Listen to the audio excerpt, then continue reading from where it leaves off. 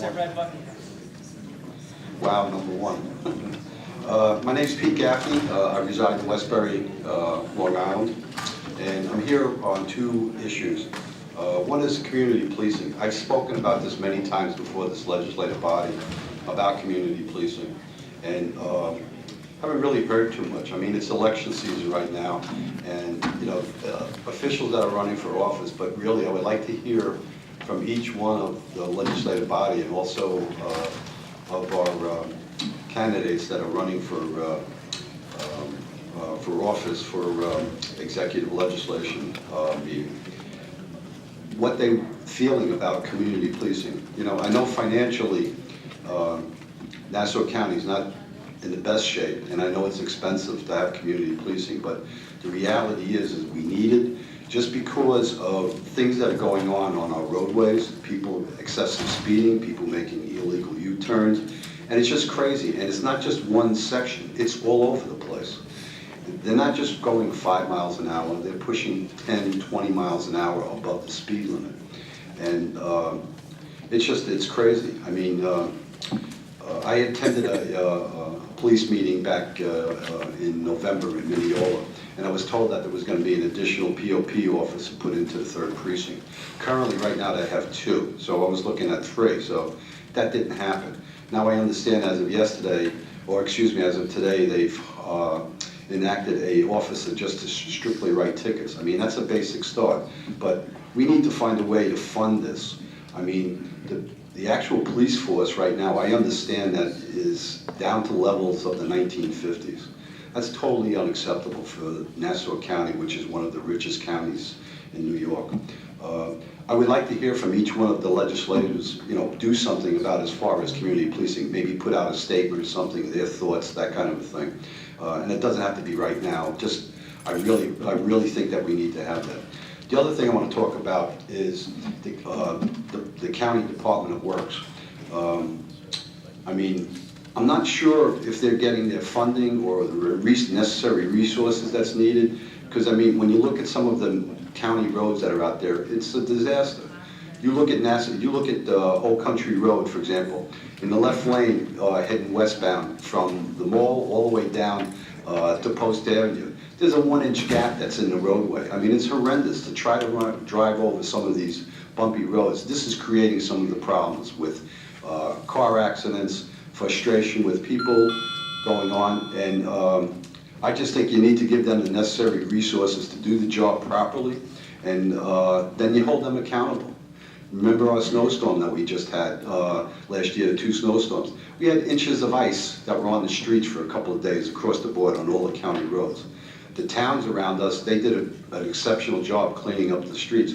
Why can't the county do it as well? Mr. Thank you. Thank you. Admin Sparks.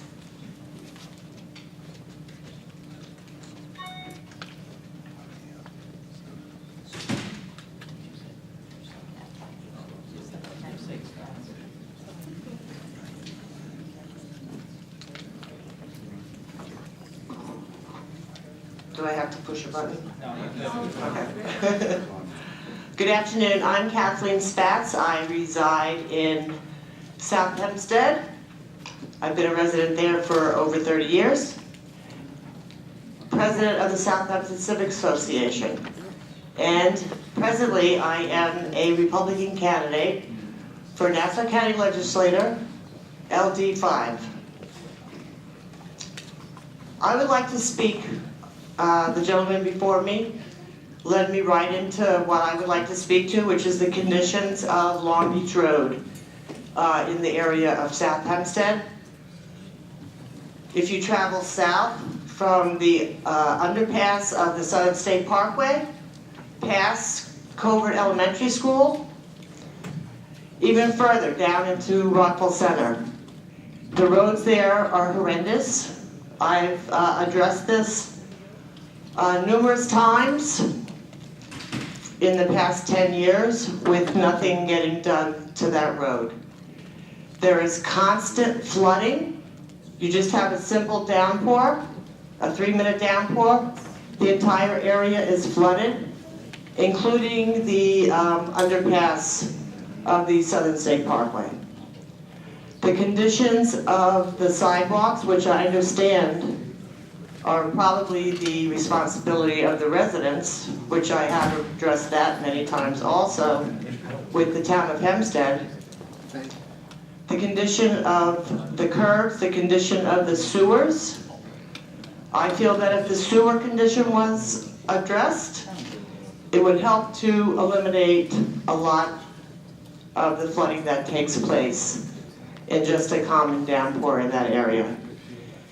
We have children walking to school there, and with the cars, with the flooding, with the cars, it can be a dangerous situation.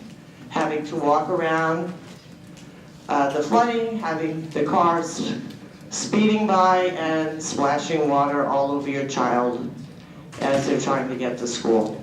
So I would appreciate some investigation into this situation. The residents of South Hempstead have asked me to address this situation. Again, they would like to see some type of results. Thank you for listening. Thank you, Ms. Wax. Alex Aslatsky?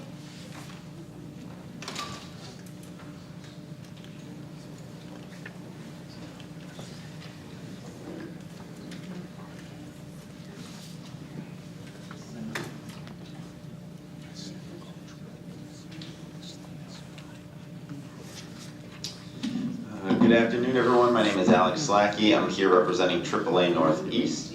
It's a pleasure to be with you here. I'm right across the street, so I figured I'd stop over. I know it's not technically the budget meetings yet, but I did want to speak about the proposed public safety fee. I know the Rules Committee will be meeting next week, and then 2 weeks after that will be the full legislature, but unfortunately, or fortunately for me, I'll be at the New York State Highway Safety Symposium up in Niagara Falls then, so I wanted to make sure I got a chance to address the full legislature. Obviously, you know our position from last year. We strongly opposed the public safety fee last year. We continue to strongly oppose the public safety fee this year. And just what was done in the budget, this year, they proposed $64 million in the budget for the public safety fee in terms of revenue that would go to fund the police. The same was proposed last year. That got reduced to $28 million.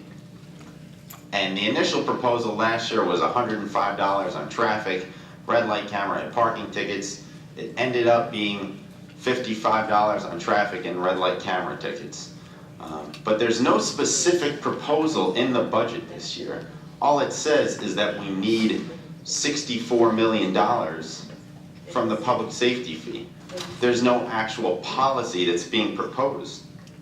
It doesn't suggest a particular dollar amount for the public safety fee. It doesn't say whether it should be applied to the parking violations like was suggested last year. And the fact that the county wants to highlight the revenue that it needs from the public safety fee without even stating the policy that's necessary for the county to earn that windfall, that sends an extraordinarily clear signal that the public safety fee is purely about earning revenue and balancing the budget. It's not about sound public policy. And we always oppose using traffic enforcement to balance the budget. That's just something we oppose. We don't necessarily have sympathy for someone who gets a ticket for texting or speeding aggressively. But when you use fines, or really fees or taxes, to fund police contracts that are being collected by the police, that's just a poor system of governance. And without casting aspersion on the county police department, that offers some incentives for wrongdoing, and it definitely increases the skepticism about the police officers' motives from the public. That's going to increase distrust that I think has already been increased last year between drivers and the public. So I know that the budget is going to be discussed next week and 2 weeks from now, but I'd urge you to reject the public safety fee increase today. Thank you very much. Thank you, Mr. Slatsky. Jack McCloy.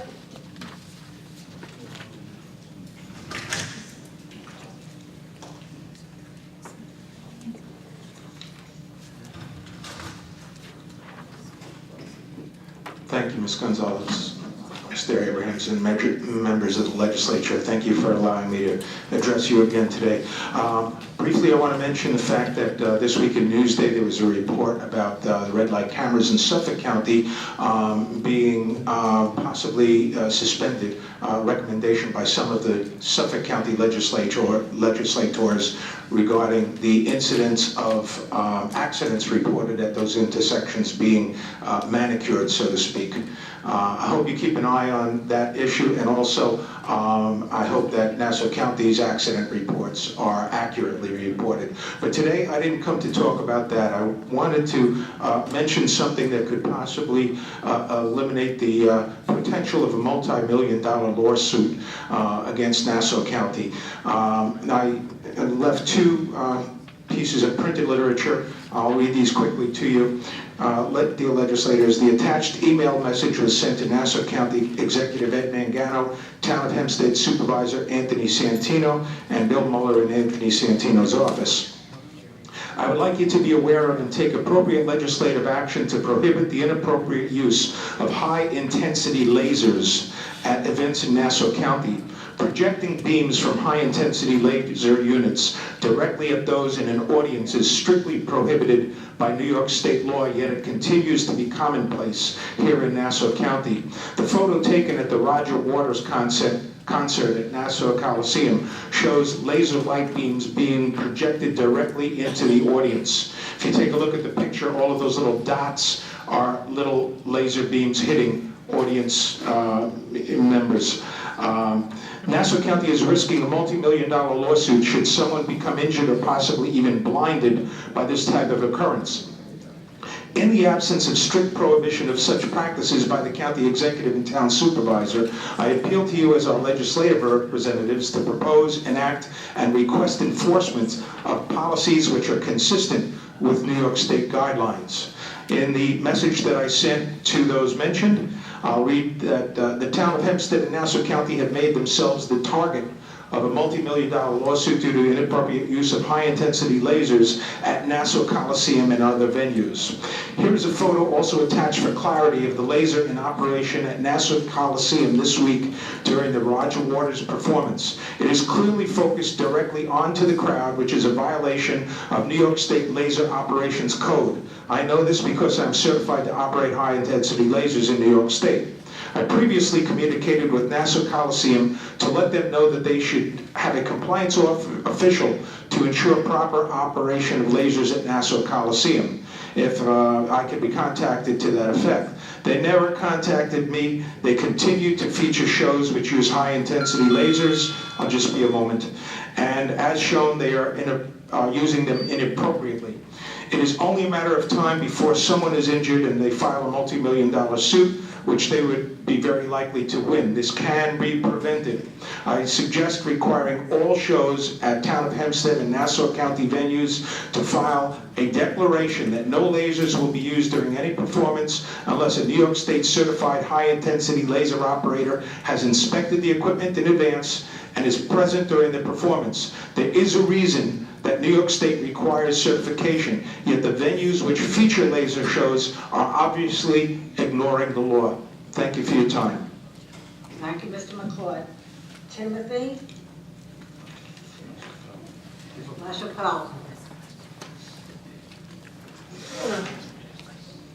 Thank you.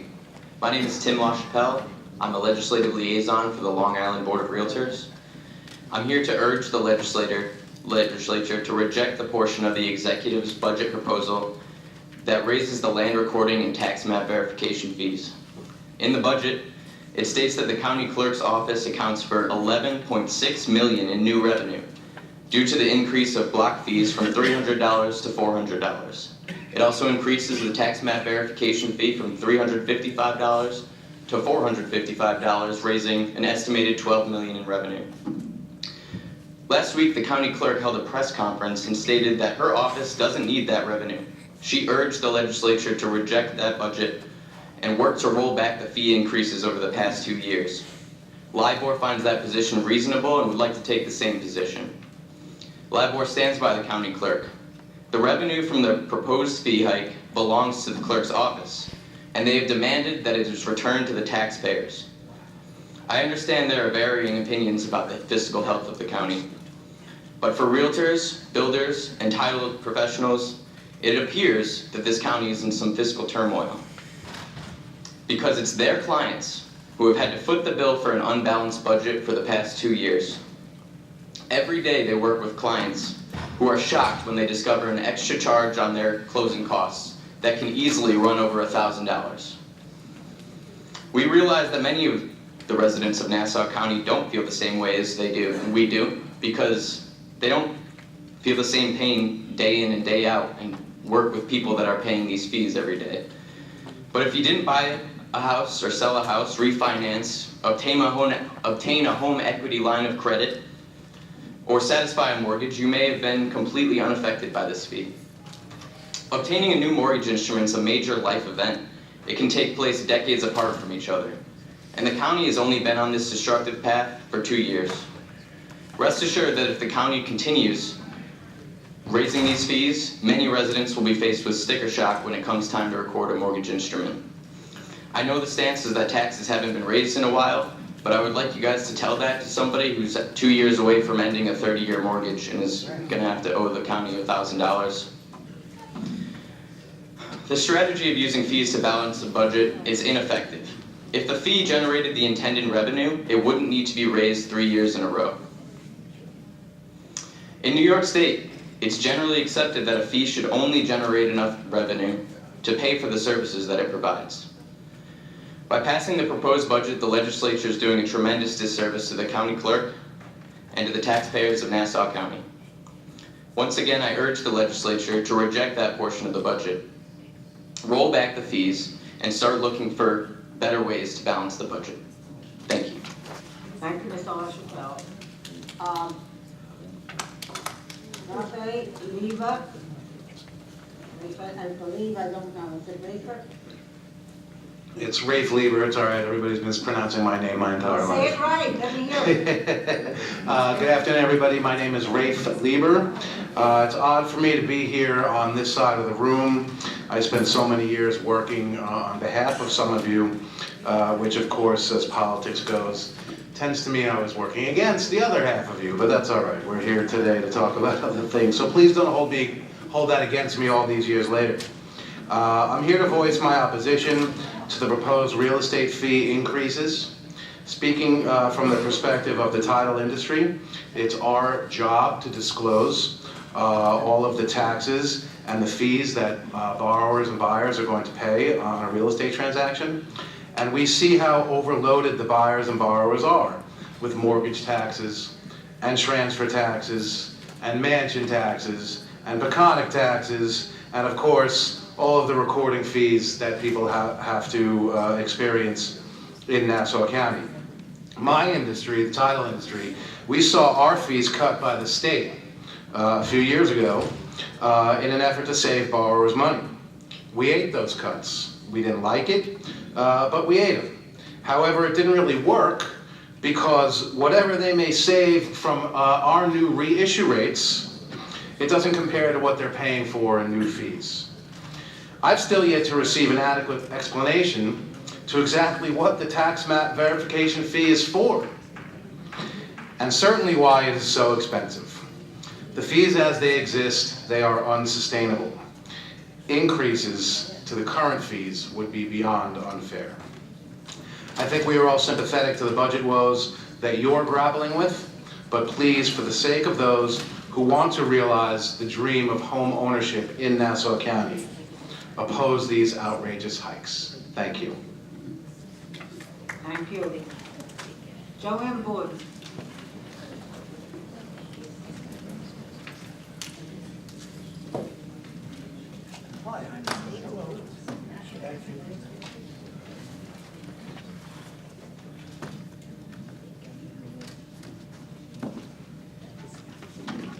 Good afternoon. I'm here today asking for transgender people's equal protection from the harmful discrimination that all other people in Nassau County have. My previous discussions here have given you every reason and every scientific fact for you to give transgender people equal protection in our law. Not implied protection, not protection, as your own legal counsel says, protection we are likely to have, but equality, protection in fact. Today, what I ask has nothing to do with the biological facts or scientific facts I present. It's not another of the many reasons why transgender people deserve and have earned equal treatment by virtue of citizenship and service in time of war. It has everything to do with the American principle of equality. Everyone's equal, identical treatment under the law. Give us equality. It's not difficult or time-consuming. You simply need to add the transgender human rights law already on file.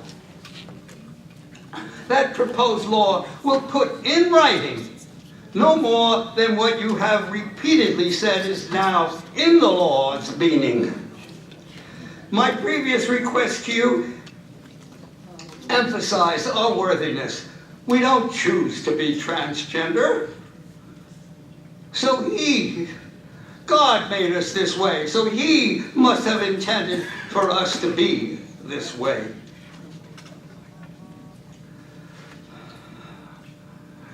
Your belief in our equal protection, Mr. Nicolello, your belief is appreciated, but you need to demonstrate that you want gender identity and gender expression people to unquestionably have human rights. If you believe in the American principle of equality, you will pass the law that simply defines the word gender, so we will unquestionably be protected from harmful discrimination equal to all other people. It will not only give transgender people identical protection from harmful discrimination in employment, housing, and many other life needs, but it will fulfill Theodore Roosevelt's promise that no man is above the law and no man beneath it. Thank you for listening. Thank you, John. Member Scully? Is the mic Scully?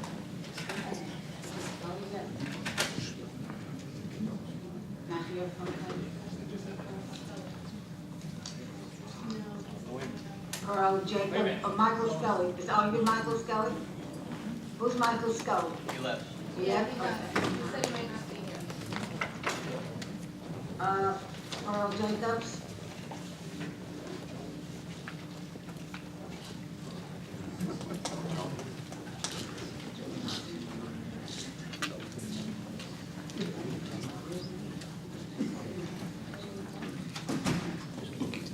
Good afternoon. I have a question. Are there any update, is there any update to report on the Uniondale Streetscaping Project, contract B1116? That's the question.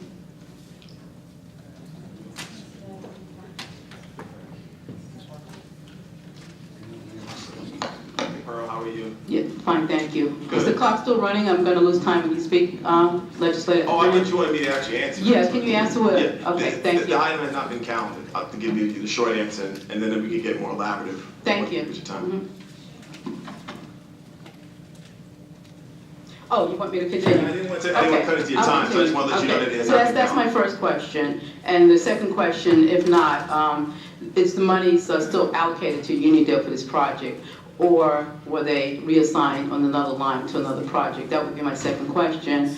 I see that there are streetscaping and community development projects aggressively moving forward in East Meadow as well as Baldwin. And these also, to my understanding, East Meadow and Baldwin are also hamlets. As a civic leader, I have been told time after time by our elected officials that Uniondale is a hamlet and has no mayor to advocate for it. And this is the reason that Uniondale language is so far behind other communities in Nassau County. If this statement is true, then why are other hamlets in Nassau County thriving and Uniondale is in rapid decline? Uniondale cannot even get its streets cleaned. Why would a hamlet as neglected and excluded as Uniondale continue to pay taxes to a county that does not represent or advocate for it? Why does other hamlets in Nassau County have beautiful gateway signs and Uniondale does not? The one and only gateway sign that Uniondale has that was provided by the county is on Quentin Roosevelt Boulevard. This is the same gateway sign that was removed and then reinstated after Uniondale residents band together to demand that Uniondale boundaries be identified. This was the East Garden City campaign. If you may answer my questions, thank you. So to answer your first question, is the item has not been recounted, as you all well know. As you know, I mean, part of my position has been trying to get the item calendared and have it actually have a vote, which that has not taken place. The second part of your question, has the money been reallocated? No, and the money's been designated. It's in what the county has as this financial system. The money is designated for this particular first phase of this contract, and that has not changed since that time frame up until we last checked sometime last week. That money has not been reallocated to some other project. So with the residents of Uniondale, I asked them, would they be able to see that these monies have not been allocated in writing? Would they be able to see proof of this in writing? I can provide to you the financial page. Before you leave, I'll have one of my people put it together. We can put together the financial page, which you can see what I'm seeing, but I have no authority to put it in writing because that money in that contract was awarded by the county executive. The county executive has to give you that letter. But I can give you the page that I'm referring to that can indicate to you that the money is still there in this budget allotment. Okay, one last question regarding the gateway signs. Is there any reason that Uniondale doesn't have any aesthetically attractive gateway signs? It's funny, I heard you mention it. It's funny you mentioned that years ago, I was able to get signs along Hempstead Turnpike as you enter in from East Meadow, aesthetically nice, wooden, decorative signs, and someone took them down. Really? And I'm not too sure who it was.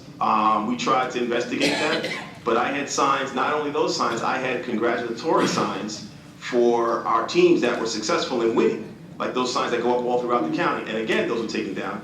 And then I even had signs at one time that the fire district had asked me to allocate as well. I have no problem putting up the signs.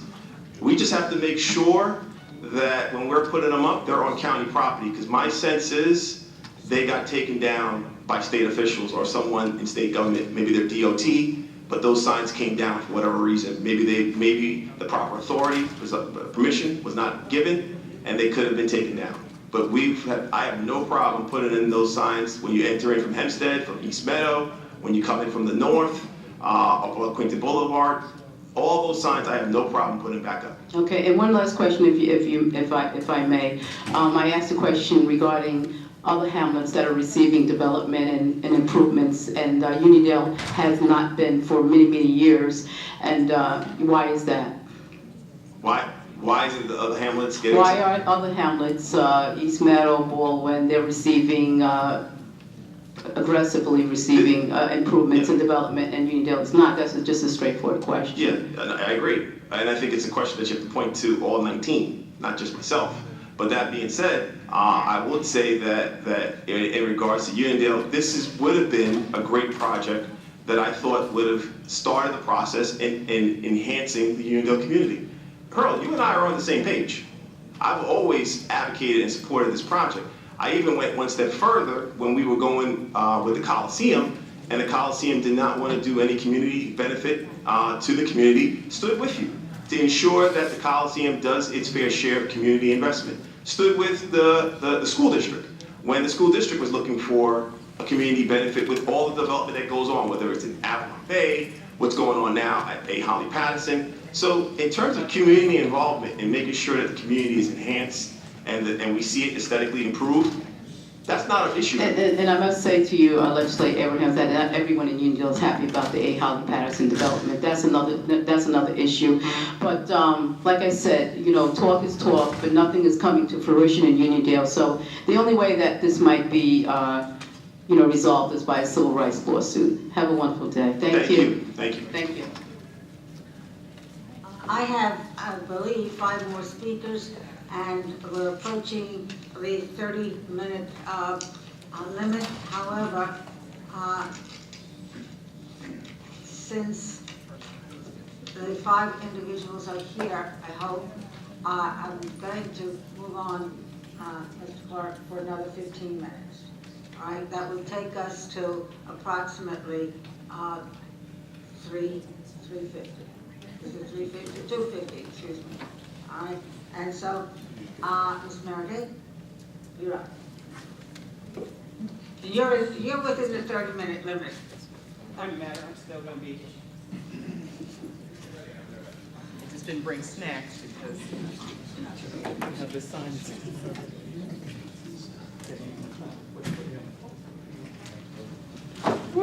Good afternoon, Mr. Meriday. Where does one begin? Okay, since I'm on the clock, let me get to this quickly. I agree with the gentleman that spoke previously with regard to not incorporating that real estate fee. I just find it interesting that we pursue funding to address the zombie house crisis, but you don't have any problem jacking up the prices for those struggling homeowners that are currently here in Nassau County. So I'm gonna put that out there. Parking, okay. I believe that the sign on this side of the building where it says visitors parking, is that actually for visitors, or is that continuing the excess for staff, you know, et cetera, to come rolling in and park, so that many residents, including those with disabilities, have to park almost clear across the county line to be able to come and participate at these meetings? There needs to be some kind of structure, and it should not be left to, you know, the wonderful job that the officers have to do to try to monitor who in fact parks there, because you all have your own designated spot. There's an employee parking lot, and visitors have those few spaces that are on that side of the building. So if we could address that, that would be greatly appreciated. Veteran services, you know, that's my thing. But now that we're just coming off of the 16-year anniversary of 9/11, and I know all of us have been touched by that directly, indirectly, etc. We have a health crisis on top of the opioid crisis that, unfortunately, if you continue to do the same methodology, you're going to generate the same result as far as the healing process. But over 60,000 people have been identified as having some connection to 9/11 and the 9/11 recovery, myself included. But unfortunately, just over 30,000 are now a part of the actual World Trade Center monitoring. And what they are finding out is that those that are coming forward now are processing in the early stages of the cancers that will take them out, which will result in catastrophic penalties for their families. So I do have information for the activities that I'm going to be involved with that. And lastly, because I definitely want to be punctual, because I don't plan to be here too long, but I will be here for the course of the meeting, so if I have other things to say, I want to be able to have the time to say it while folks are still here. I just noticed a picture in Newsday that talked about a pantry that was set up at the medical center to provide veterans with food, clothing, and other necessities. The problem that we still have in Nassau County and Long Island is the lack of transportation. So it's nice to have all the food stuff and the clothing, but if they can't get there because they're living on the street corner and they have no car, what are you going to do about that? So the budget considerations, I'm hoping that you can look into providing some real resources for the veterans who do not have the transportation. And secondly, I'm still waiting for some kind of benchmark report or something about the veteran businesses that have been included in county projects. Because to date, as far as I'm concerned, the county is still in violation of state and federal law. And also, as previous speakers have brought up, the county faces the opportunity, because they seem to love having the opportunity to being sued. Maybe it allows for more friends who might leave the county and go to work for a law firm to get more contracts. But the lawsuits that you're going to be facing with the lack of inclusion in contracts when you're receiving state and federal money will be tremendous. So give the taxpayers a break, okay? Thank you.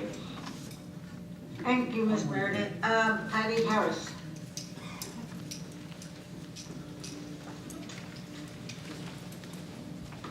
Excuse me, presiding officer. Legislative minority. As our next speaker makes her way to the podium, may I just ask or implore that you look at the bill that I filed that would support minority, women, business-owned enterprises, as well as service-disabled veterans in being able to participate in the contracting process. I believe that bill would really enhance and improve the likelihood that they could do so. Thank you very much. Thank you. Ms. Harris. Hi, my name is Patty Harris. My husband was the late Commissioner Melvin Harris. And I am here today, I usually don't do this, so it must be very important for me to be up here. I live in Uniondale. I've been a resident of Uniondale for many years. I went to Turtle Hook, I went to Uniondale High School. I brought Melvin into Uniondale, so that's how you guys got to know him. By living there all these years, to see how Uniondale is being run down and to see how the commercial areas is being built up, it's a disgusting, disgraceful thing. As legislators, as the town leaders, and as the community wants to live where they are proud of. You want people to come to live in Uniondale, you have to make it look nicer. So I am asking to please get the streetscaping on the calendar.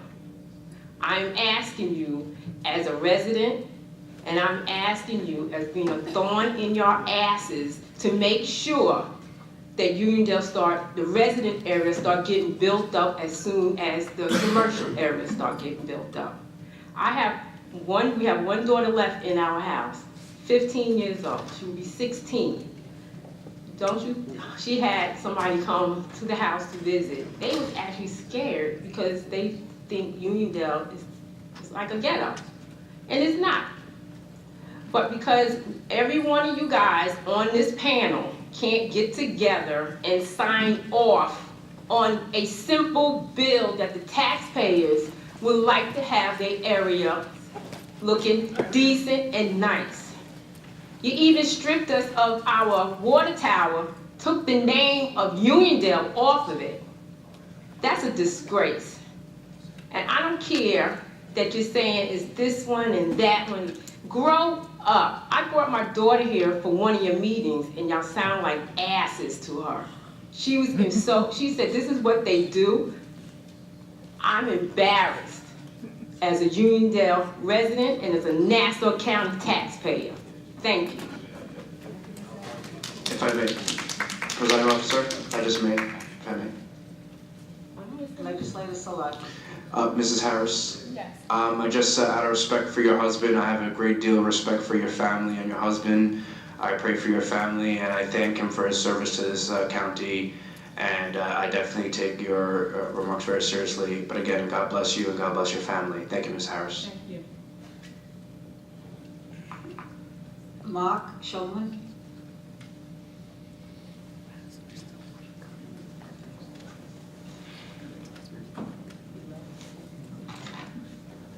Clifford Lewison. Thank you for calling upon me. I come today as a resident of for the last 25 years of the village of East Hills in Nassau County. I'm here to speak to the proposed increase in the tax map verification fee and the block fee, proponents of recording any single document with the county clerk. Other people have spoken about it already. Already Nassau County is the highest priced county for recording fees throughout the state of New York. A multiple of most other counties, not just slightly higher. As an example, Nassau County would charge more than about $1,045 to record a deed. New York City, the 5 boroughs in New York City charge $177. And as most of you, I'm sure, are aware, at many closings there are multiple documents, so you multiply that multiple by the many documents being recorded, and it becomes exorbitant for a homeowner either refinancing or purchasing a house. The title industry at present is under siege from the New York State Department of Financial Services. They're threatening to lower our state-regulated title insurance premiums because we allegedly walk away from a closing with so much money. Unfortunately and sadly, most of the money is due to mortgage tax and transfer tax and mansion tax, and now even higher recording fees in the county of Nassau. Increasing these fees will penalize current homeowners that are trying to do some estate planning or refinancing, and more importantly, it'll discourage future home buyers from purchasing houses and property in Nassau County. And clearly our county needs young homeowners to decide to settle here and raise families here, as that will help our economy even more than raising these fees. Thank you. Thank you very much.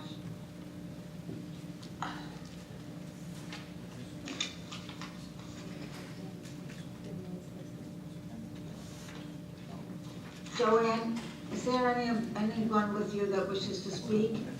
That's you, right? Yes. I figured it was you. Let's Yes. go. Okay. Okay, good afternoon. Now say your name for the record. Okay, my name is Daniel Dolgroff. I'm here on behalf of Joanne and transgender advocacy. So I'm going to ask if you all don't mind if whoever supports rights for transgender people and all people be able to stand while I speak so the legislator can see the support for this issue. So basically, I'm here because I believe all citizens are entitled to equal rights, and in theory, you'll say that that's the case, but it's really not the case because people who are transgender are not covered in Nassau County. So when you do the Pledge of Allegiance and you say liberty and justice for all, that's not really the case because it's only for some people, and that could be changed. It's pretty simple. All presiding officer Norma Gonzalez has to do is put this up for a vote, and then perhaps it could pass and we could move on to another issue. So, by a show of hands, legislators, who supports rights for all We're not going to be able citizens? to do that, okay? I know this is what you want us to do, but we're not going to be able to do that. Not at this forum. Okay. And another thing I'll point out, I'm just disappointed that after the election in November that hasn't wakened up the Nassau County legislature yet to put this up for a vote. But I do sincerely hope that you think this over and that in the coming weeks you'll have a change of heart and you'll put this up for a vote so this could be voted on. Okay, that's Thank it. you very much, David. Okay, guess what we made? It's now 2:50. It's now 2:50. We did get through all of the speakers, and we're going to move on to the calendar. But before we do, I want to just check with the council.